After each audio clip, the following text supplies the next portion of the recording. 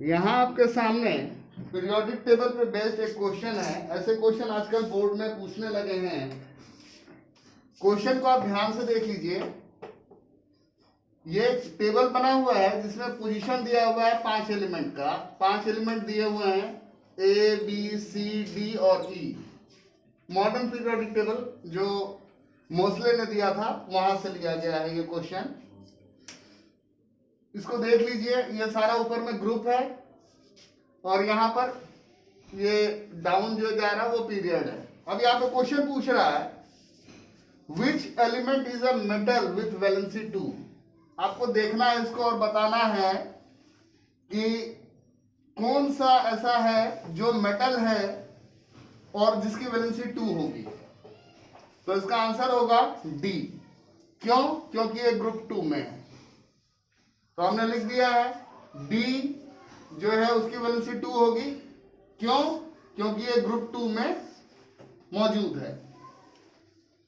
फिर आपसे अगला क्वेश्चन पूछ रहा है which element is least reactive. तो आपको पता है कि इनर्ट गैस जो होते हैं वो लीस्ट रिएक्टिव होते हैं,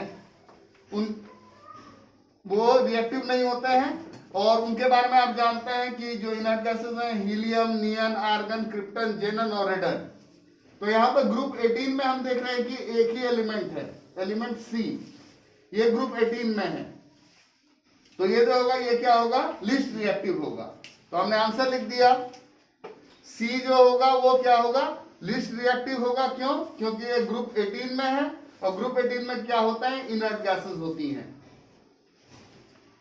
मेरा नेक्स्ट क्वेश्चन है, पूछा जा रहा है कि डी में और ई में बताइए कि कौन छोटा होगा, किसका रेडियस छोटा होगा। यहां आप डी देख रहे हैं और यहां आप ई देख रहे हैं। तो हमारा आंसर क्या होगा? Out of D and E, D में और ई में डी का साइज जो होगा वो बड़ा होगा ई से। क्यों? क्योंकि जब हम किसी पीरियड में लेफ्ट टू राइट जाते हैं तो एटॉमिक रेडियस डिक्रीज करता है, क्योंकि नंबर ऑफ ऑर्बिट सेम रह जाते हैं और न्यूक्लियस में प्रोटॉन की संख्या बढ़ जाती है। नंबर ऑफ ऑर्बिट सेम है, प्रोटॉन की संख्या बढ़ जाती है, इसलिए फोर्स ऑफ अट्रैक्शन ज्यादा हो जाता है। ये तो सारे क्वेश्चन जो आपको दिए हुए हैं। इसके अलावा अगर मैं पूछूं कि दो ऐसे एलिमेंट बताओ जिनकी वैलेंसी 1 है, अगर मैं पूछूं कि दो ऐसे एलिमेंट बताओ जिसकी वैलेंसी 1 है, तो उसका जवाब क्या होगा? ए और बी। अगर मैं यहीं पर पूछूं कि एक ऐसा एलिमेंट बताओ जो हेलोजन है, तो उसका आंसर क्या होगा? बी। बी जो है वो हेलोजन है। हेलोजन में कौन कौन होते हैं? फ्लोरीन, क्लोरीन, ब्रोमीन, आयोडीन और astatine. Fluorine, bromine, chlorine, bromine, iodine और एस्टेटाइन। इसका 17 होता है, ये 35 होता है एटॉमिक नंबर। तो ये सारे जो है ये हेलोजन कहलाते हैं। हेलोजन का मतलब होता है हेलियोस। हेलियोस मतलब तो सूरज होता है, हेलोस मींस होता है सॉल्ट, और जन मतलब जनरेटर, सॉल्ट जनरेटर। ये और ये मिलेगा तो सॉल्ट बनेगा। यहां पर क्वेश्चन को और ट्विस्ट दे सकता है, यहां पर क्वेश्चन को और ट्विस्ट दे सकता है। बोलेगा कि अगर डी और बी अगर कंपाउंड बनाएगा तो बताओ उसका फॉर्मूला क्या होगा।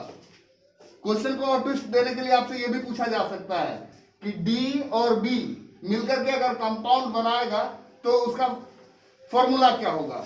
तो डी की वैलेंसी 2 है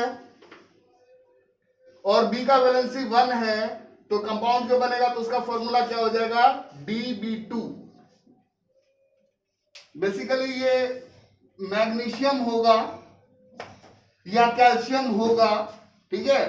तो मैग्नीशियम क्लोराइड बनेगा या मैग्नीशियम फ्लोराइड बनेगा और कैल्शियम फ्लोराइड या कैल्शियम क्लोराइड बनेगा।